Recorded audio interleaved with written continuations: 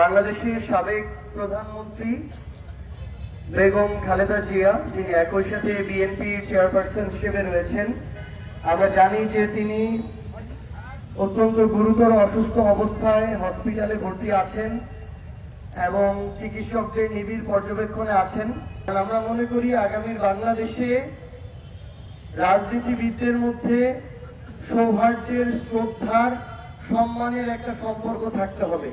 তিনি বিগত বছরগুলোতে শেখ হাসিনার স্বৈরাচারী আমলে আপোষহীনভাবে লড়াই করে গিয়েছেন। জেল জীবনে তাকে বন্দী রেখে তার শরীরকে বিষাক্ত করে তাকে ধীরে ধীরে অসুস্থ করে তুলেছেন এবং তিনি আজকে একটি কঠিন সময় পার করছেন।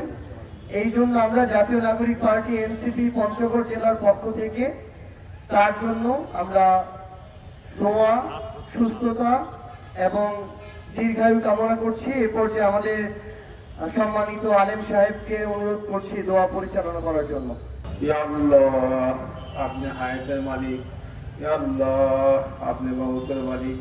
ইয়া আল্লাহ, আপনি স্বাস্থ্য সুস্থ রাখার মালিক। ইয়া আল্লাহ, প্রধানমন্ত্রী যদি জীবনে কোনো গুনাহ হয়ে থাকে আপনি তার গুনাহ আল্লাহ আপনি নিজ গুনাহ আল্লাহ আপনি ক্ষমা করে দিবেন।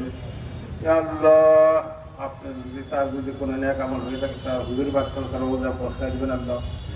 ইয়া আল্লাহ, বাবা আদম আলাইহিস সালামদের হুজুর পাক সাল্লাল্লাহু আলাইহি ওয়াসাল্লাম যত নবী রাসূল দুনিয়া আসছে এবং চলিয়া গেছে আল্লাহ, জীবনে যদি কোনো নেক আমল হয়ে থাকে হ্যাঁ সকাল আল্লাহ তাদের রওজা পৌঁছায় দিবেন আল্লাহ। আল্লাহ, সে দেশের জন্য বহুত কাজ করেছে, দেশের জন্য অনেক কষ্ট নির্যাতন করেছে আল্লাহ। আল্লাহ, তাকে আল্লাহ আপনি মাফ করে দেন আল্লাহ, আপনার খাস রহমত থেকে আল্লাহ তাকে সুস্থতা দান করেন। ইয়া আল্লাহ, আপনি তাদেরকে মাফ করে দেন।